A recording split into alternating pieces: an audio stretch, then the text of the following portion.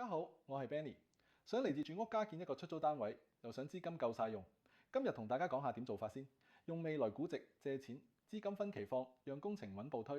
好多客人問利率，呢類專案通常同 Line of Credit HELOC 接近，但大優勢係資金圍住工程走，無需月月為裝修額外還款壓力。重點係分期撥款配合里程碑 ，cash flow 更可控制。第一，關鍵位可按完工之後估值借到最高90%。第二，即係按工程完成之後會值幾多去量尺，上限200萬 future value。正所謂借力打力，聽日嘅價值今日就撬動。點先合乎資格？你要擁有並自住，或直係家人居住其中一個單位。銀行會喺信用記錄同收入承擔能力，確保新供款撐得起。注意，資金係專款專用材料、人工、許可證等。資金點出？其實係分期撥款，唔係一次過晒錢。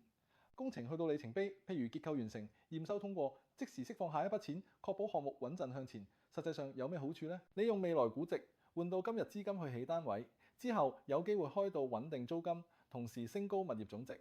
總結一下流程，用未來估值批核，涉及 CMHC 放款行嘅特定步驟。